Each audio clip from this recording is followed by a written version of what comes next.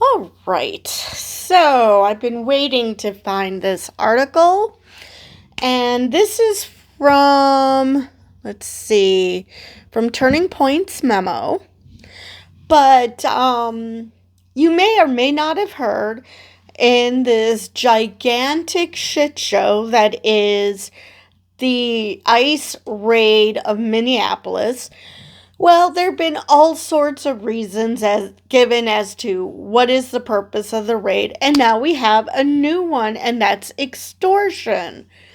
Minnesota's SOS rejects Bondi's ransom request for voter data in exchange for end to chaos.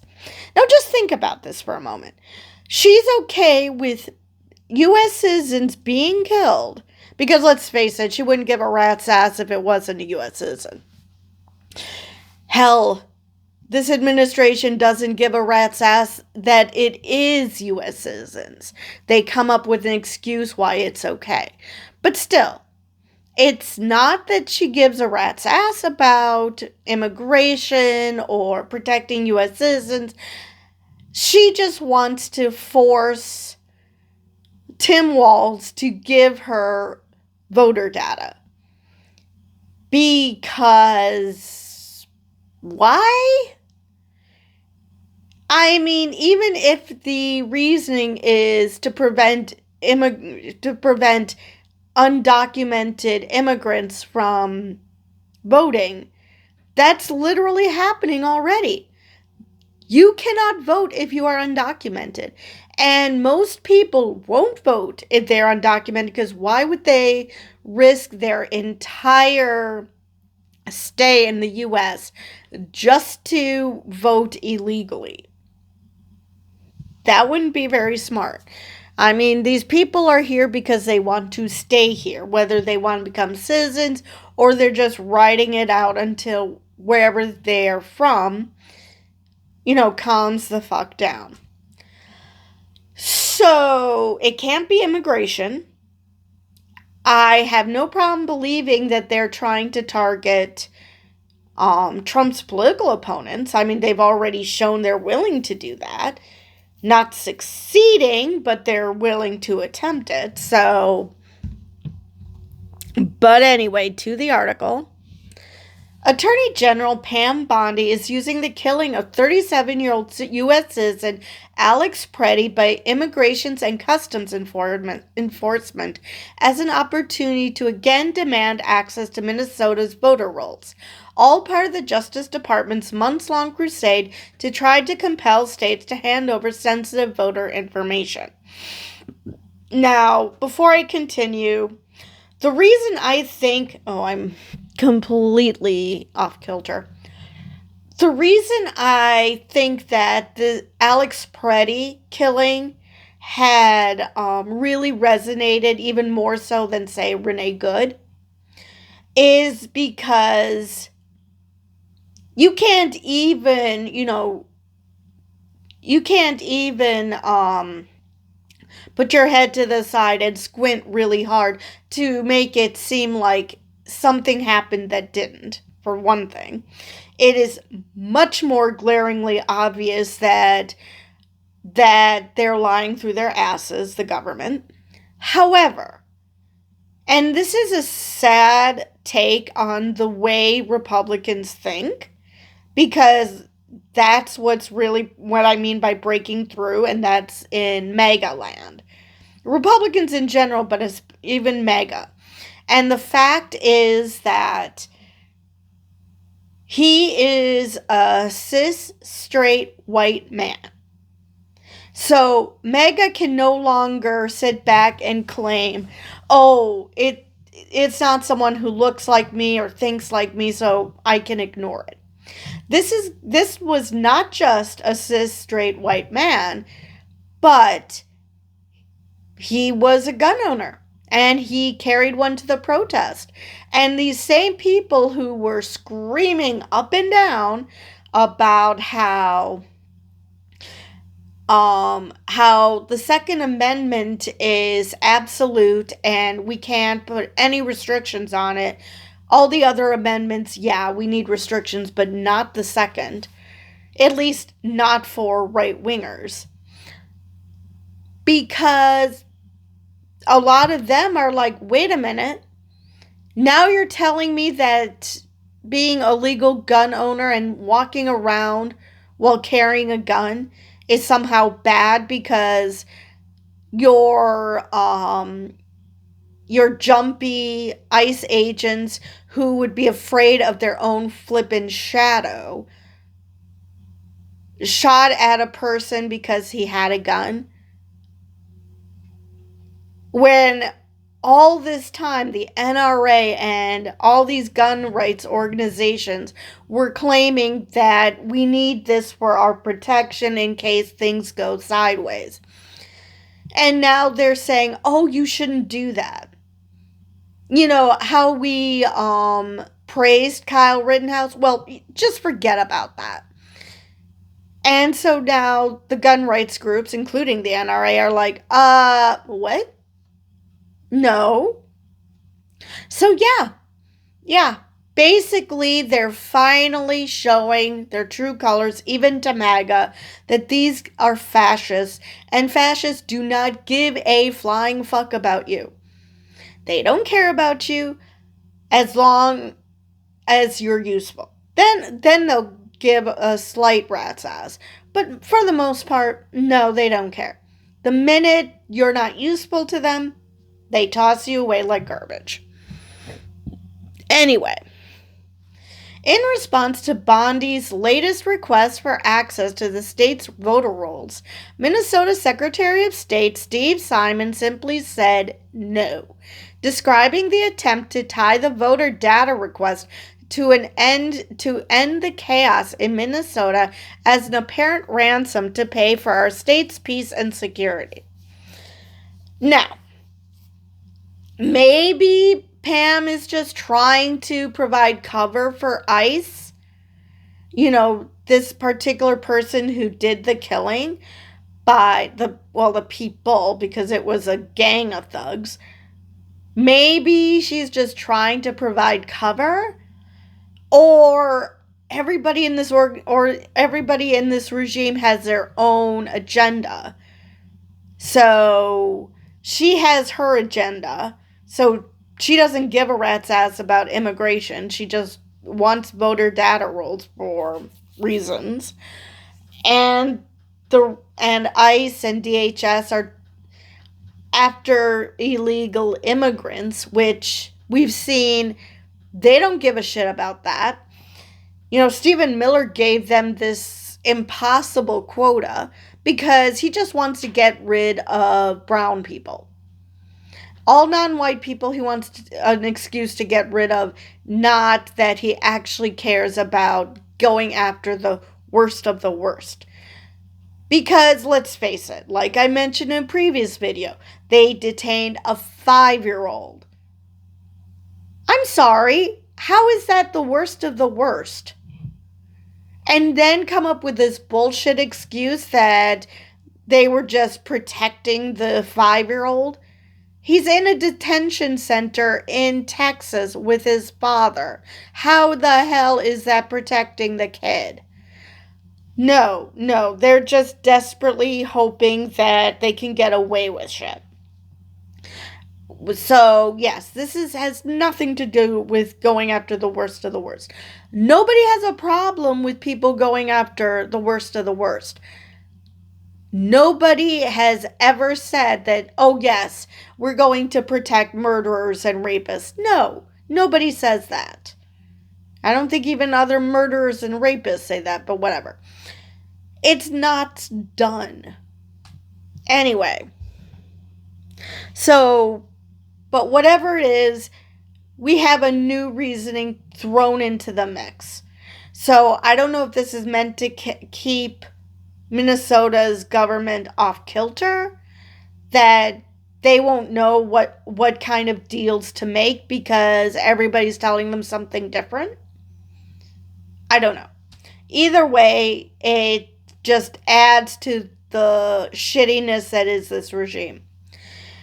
In the letter to Democratic Governor Tim Walz, only hours after Preddy was killed on Saturday by federal immigration officers, Bondi outlined ways in which Walz should restore the rule of law in Minnesota. How about you restore the rule of law by getting ICE out? Somehow connecting the state's refusal to turn over voter information to the DOJ to the recent killings of U.S. citizens protesting or observing federal immigration agents in Minnesota. I don't know. It just occurred to me. Maybe she's trying to remain relevant? She's like, oh, I totally fucked up on the Epstein files, so I'm going to show what a hard ass I am by claiming, I had something to do with DHS sending in ICE and Customs and Border Protection. Okay.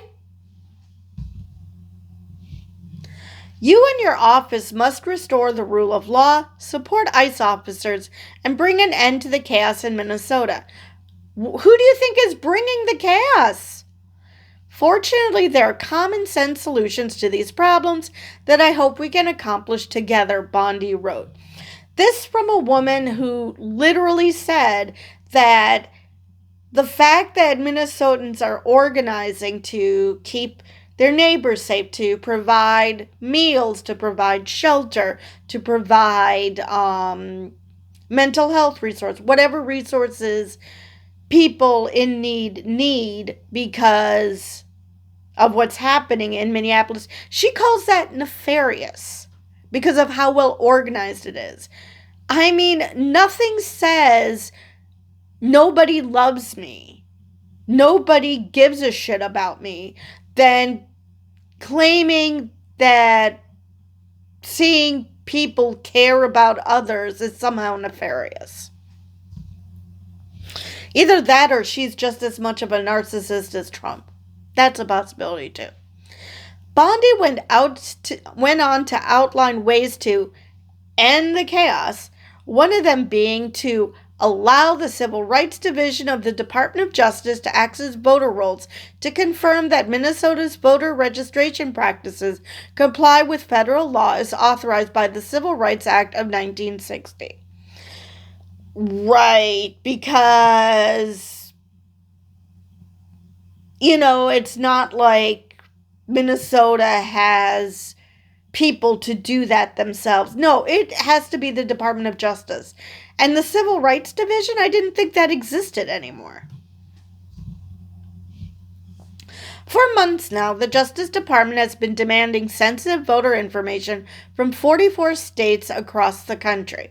Although the DOJ is not entitled to this information, which includes information like voters' driver's licenses, social security numbers, and addresses, the DOJ is suing states who refuse to comply. I'm just shocked. The DOJ is insisting on doing something illegal? That is so unusual for this administration. My God. It remains unclear why exactly the DOJ wants this data from states, but as experts have previously explained to TPM, the DOJ's demand for voter information appears to be, in part, an effort to sow seeds of doubt into the country's election system.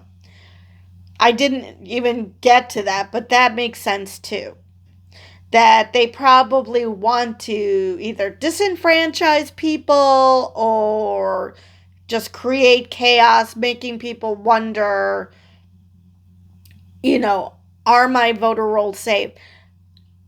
Thankfully, most people understand that anything that comes out of this administration's mouth is probably a lie.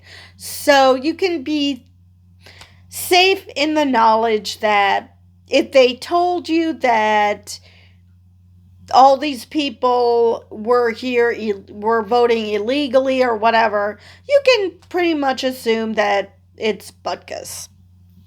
Which is a shame because maybe there are some people who shouldn't have voted. But as we've seen many times before, that is few and far between, and those people are usually caught. So maybe there's somebody there who hasn't voted in a while, but that should not be considered anything illicit. I mean, some people move away and it doesn't get erased in the system. Okay. But again, I mean, it's possible that someone somehow manages to vote when they shouldn't have. But again, those people are caught pretty quick. It's not like you have to wait 5, 10 years to find out that, oh, we made a mistake. No, no. That shit gets caught very, very quickly. Bondi's pressuring of Minnesota to hand over sensitive and protected voter data after 2 federal courts have ruled the DOJ has no right to that data raises serious questions about the supposed justifications both for the data demands and for militarized deployment of feds in the state. David Becker, a former DOJ lawyer and the executive director and founder of the nonpartisan Center for Election Innovation and Research, told TPN. And there were 2 judges, one in Minnesota and one in Oregon, are like, wait, what? What do you mean you're extorting Minnesota? So we went from, yes, immigration enforcement is a good thing, to we're targeting Somalis because all Somalis are here illegally and they're bad, and all they do is commit fraud, to we're going to attack anybody who actually has a conscience and actually has sympathy for people who don't look like them, to, yeah, we just want your voter data. I'm sorry, how is this a better justification? How is this any less mob bossish? So far, the DOJ has sued 24 states, including Minnesota, who have not complied with this request. And in this month alone, 2 different federal courts have sided against the DOJ on this issue, including a tentative decision in Oregon and a ruling in California. Simon, Minnesota's Secretary of State, immediately shut down Bondi's demands for the data.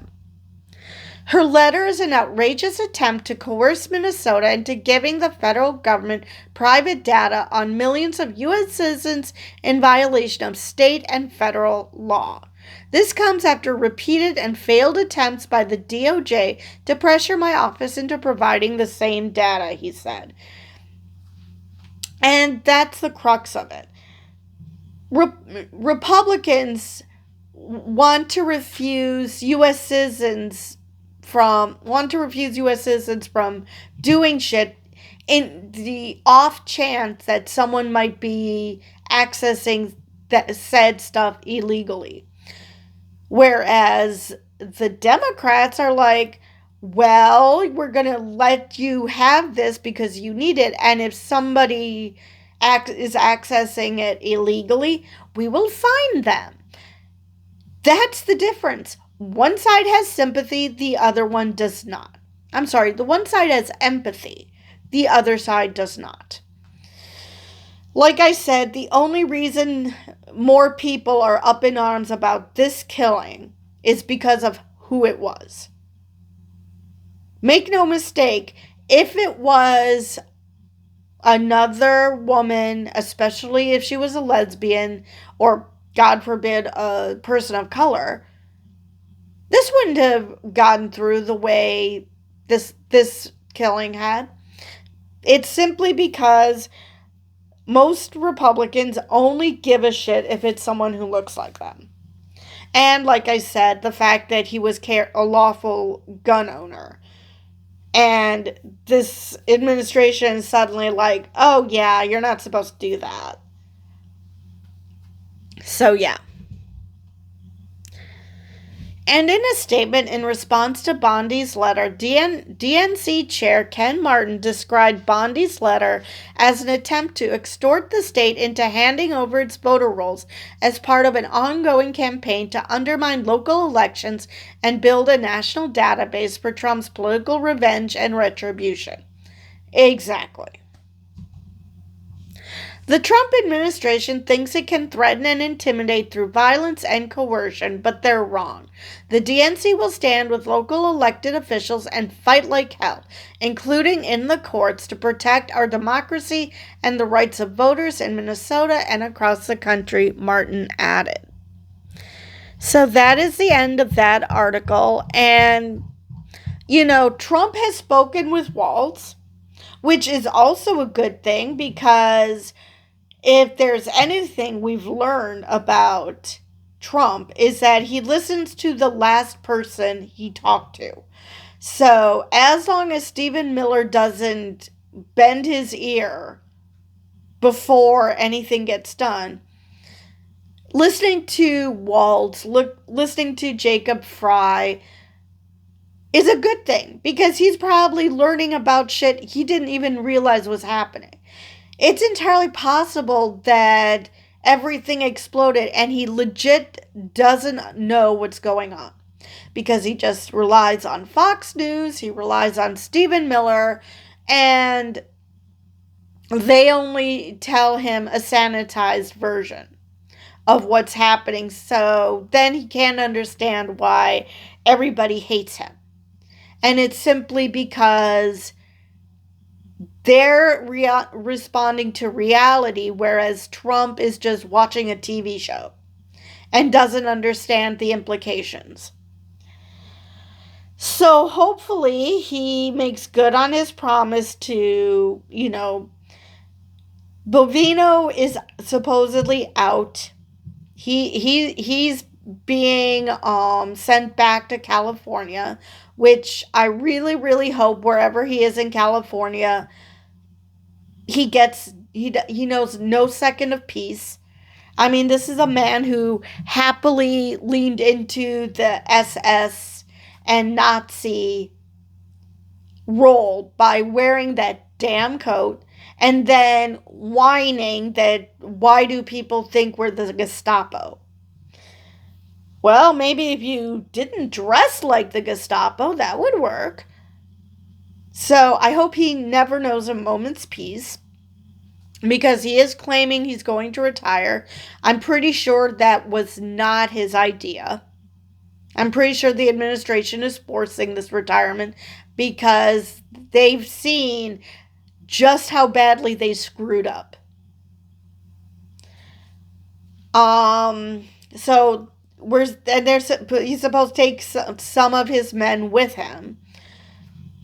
Hopefully that'll help ease the tension. I loved it that the National Guard came in and, just looked at ICE and like, ugh. And then went to the protesters and fed them. Coffee, donuts, hot chocolate, that sort of thing. Because imagine that, treating people like people works. Unlike what ICE is doing, which are just a bunch of glorified thugs. Because, like Stephen Colbert pointed out, you're right, they are not Nazis. Nazis actually showed their faces. So, yeah. Yeah. Hopefully this is the beginning of the end of this saga. I saw that there was a shooting in Arizona. I don't know the details on that. But, yeah, Customs and Border Protection are just not having a good time of it right now. They're just having a hard time, treating people like they are people. Let's see, what else did I want to mention? So hopefully this is the beginning of the end of this saga, at least in Minneapolis. They're still in Maine, so we'll see what happens in Maine. Hopefully we'll get more fun videos of them slipping on the ice and falling down, because though I could watch that on loop. It's hilarious. Um I mean, granted, it's very easy to do, but still, if anyone deserves to fall and land on their asses, it's these guys. Um let's see. I believe that is all I have for this video. And with that, I will see you guys in the next one, and the obligatory fuck ice.